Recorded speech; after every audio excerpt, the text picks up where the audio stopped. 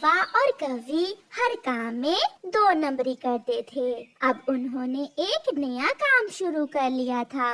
गोरी कौवी पक्षियों के बच्चों को घर में ट्यूशन पढ़ाया करती थी। आज चिड़िया भी अपनी बेटी को गोरी के पास ट्यूशन पढ़ने के लिए छोड़ने आई थी। गोरी बहन, अब गुड़िया के एग्जाम्स आने वाले हैं। मैंने सोचा कि कुछ दिन आपसे पढ़ लेगी तो एग्जाम्स में अच्छे नंबर्स आ जाएंगे।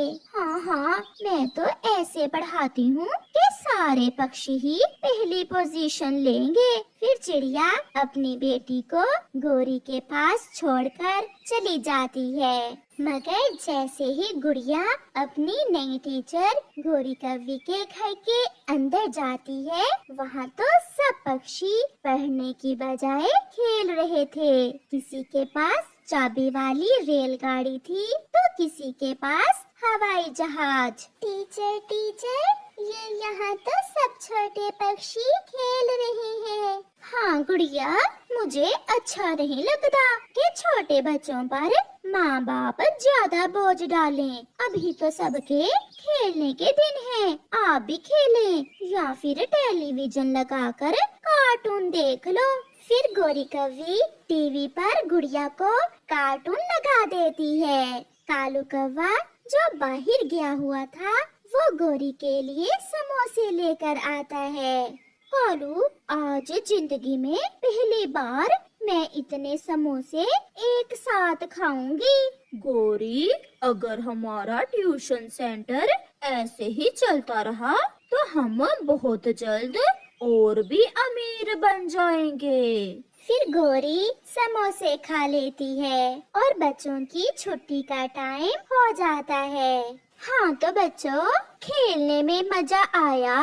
Yes madam. Yes madam, yes madam. Madam, आप बहुत अच्छी हैं। हमारे मम्मा पापा हमें आपके पास पढ़ने के लिए भेजते हैं और आप हमें पढ़ने की बजाय खेलने देती हैं। तो अब कोई भी छोटा पक्षी घर जाकर ना बताए कि मैं तुम्हें पढ़ाने की बजाय खेलने देती हूँ। और हाँ कीकी, कल अपनी फीस भी लेते आना। और गुड़िया, तुम नहीं आई हो, क्या तुम्हें यहाँ आकर अच्छा लगा? बहुत मजा आया गौरी टीचर, मुझे तो घर में खेलने का मौका ही नहीं मिलता। यहाँ तो खेल ही खेल है। ऐसे सब छोटे पक्षी पढ़ने की बजाय खेल कूद कर अपने अपने घरों को चले जाते हैं। गुड़िया बेटी, क्या पढ़ाया आज गौरी टीचर ने आपको? मम्मा मम्मा, आज गौरी टीचर ने हमें घोंसला बनाने का काम सिखाया है और ये भी पढ़ाया है कि बारिश में कैसे उड़ा जाता है। अब मेरी बेटी एग्जाम्स में पहली पोजीशन लेगी। ये सुनकर गुड़िया थोड़ा डर जाती है। ऐसे ही दिन गुजरते गए और गोरी कौवी सारे पक्षियों से ट्यूशन पढ़ाने के पैसे ले लेकर ढेर सारे पैसे जमा कर लेती है।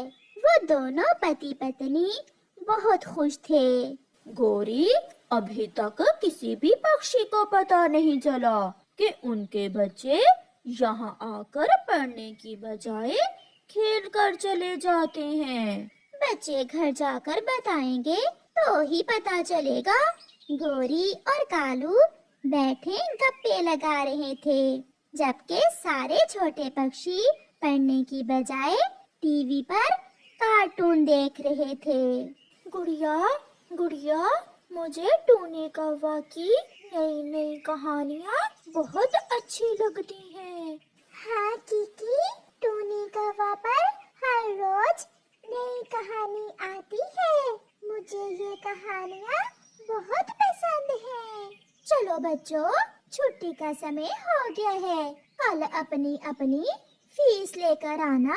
कैसा रहा आज का दिन? बहुत अच्छा गौरी टीचर। तो बच्चों, पढ़ना अच्छा है या खेलना?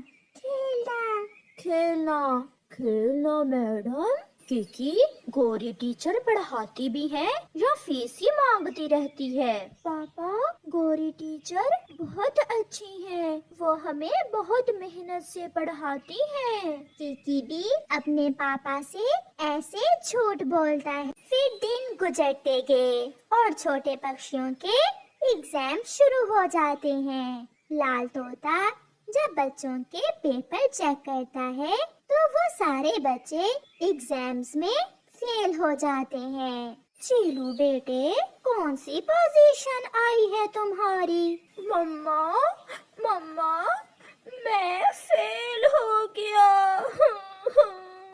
मम्मा, मम्मा, मैं फेल हो गई। पापा, सॉरी, मैं फेल हो गया। ऐसे सब पक्षी अपने अपने मम्मा पापा को सच बता देते हैं कि गौरी टीचर तो उन्हें पढ़ाने की बजाय मुफ्त में ट्यूशन के पैसे लेती थी और वो सारा दिन कार्टून देखकर घर लौट आते थे। कौवा और कौवी घर में बहुत खुश बैठे हुए थे कि उनके घर के दरवाजे पर दस्तक होती है। गौरी, मैं जाता हूँ। लगता है कोई बच्चा एग्जाम्स में फर्स्ट आया होगा और उसके मम्मा पापा हमारे लिए मिठाई लेकर आए होंगे। नहीं, मिठाई लेने मैं जाऊंगी। तो फिर हम दोनों ही जाते हैं। चाचा चील दी, क्या हुआ? क्या आप हमारे लिए मिठाई लेकर आई हैं?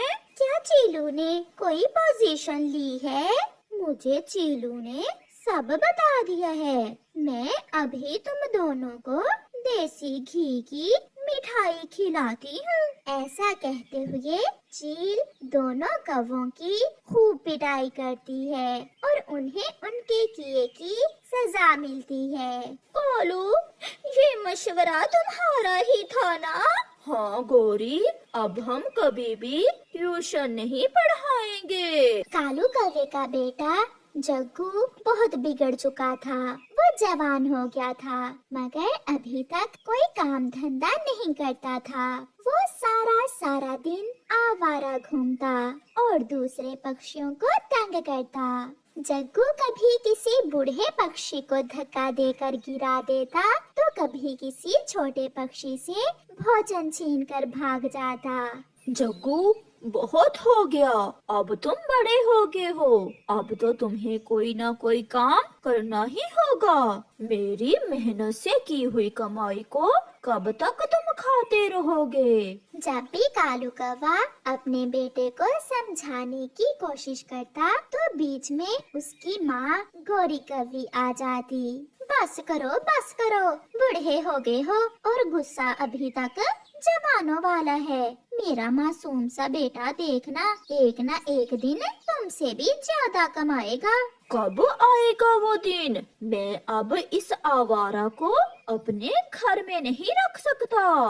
पिताजी, चिड़िया आंटी बताती हैं कि मेरी उम्र में आप भी मेरी तरह ही आवारा थे। क्या चिड़िया आंटी सच कहती हैं? हाँ, चिड़िया आंटी ने आपसे सच ही कहा है। मगर जब मेरी माँ मरी तो फिर मुझे एहसास हुआ, जब मैं भूख से 3 दिन घोंसले में लेटा रहा तो तब मुझे एहसास हुआ कि मुझे कोई ना कोई काम करना चाहिए। क्या तुम चाहते हो कि तुम्हें भी ये एहसास मेरे मरने के बाद हो?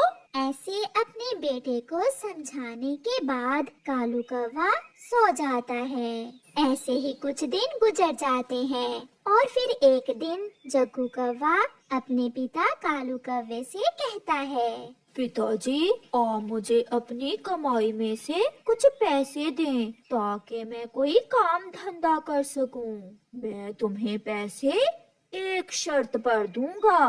पहले तुम मुझे 10 दिन तक हर रोज 100 रुपए कमा कर दिखाओ, फिर ही मैं तुम्हें अपनी कमाई दूंगा। जग्गू कौवा बहुत आलसी था।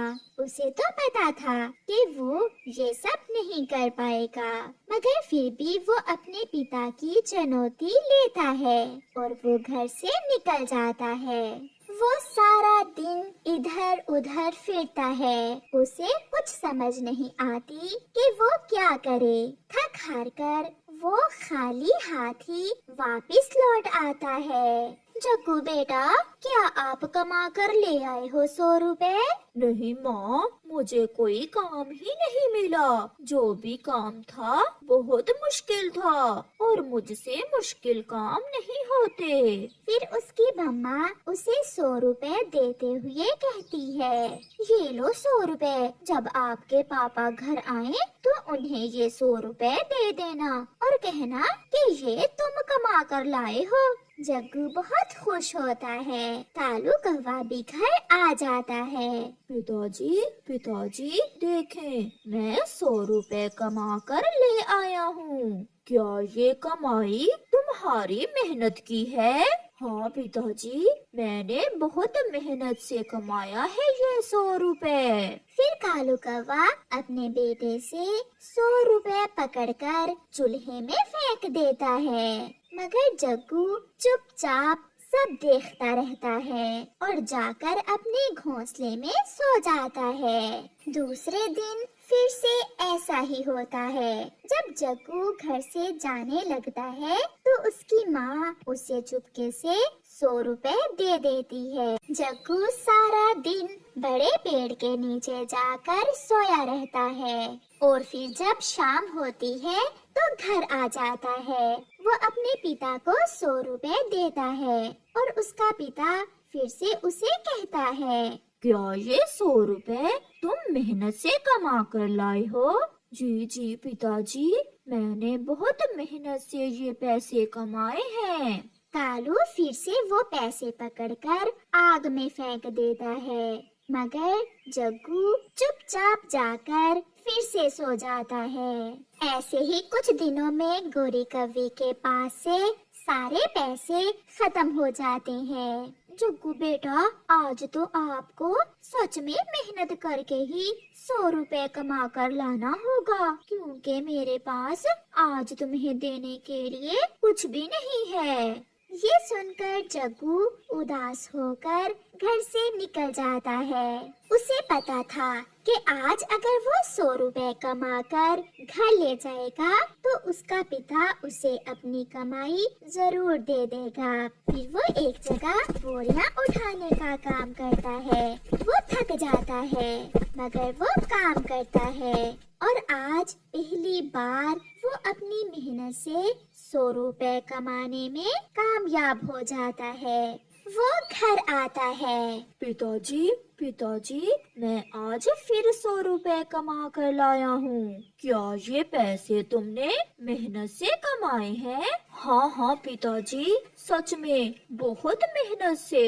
फिर कालू कौवा वो 100 रुपए आग में फेंक देता है। मगर आज जग्गू अपने पिता को पैसे आग में फेंकता देखकर रोने लग जाता है। मेरी मेहनत की कमाई, पापा आपने मेरी मेहनत की कमाई जाया कर दी। ये देखकर कालू कौवा अपने बेटे से कहता है, हाँ बेटा, आज मैं तुम्हें अपनी कमाई दे दूंगा, क्योंकि आज तुम्हें पता चल गया है कि मेहनत से की हुई कमाई जब जाया हो तो कितना दुख लगता है। ये सुनकर उसका बेटा जग्गू अपने पिता से बहुत शर्मिंदा होता है और अपने पिता से हमेशा मेहनत करने का वादा करता है। ऐसे कालू कौवा अपने बेटे को एक अच्छी सीख देता है। प्यारे दोस्तों, इस बात पर एक लाइक तो बनता ही है, तो आप जल्दी से इस वीडियो को लाइक कर दें।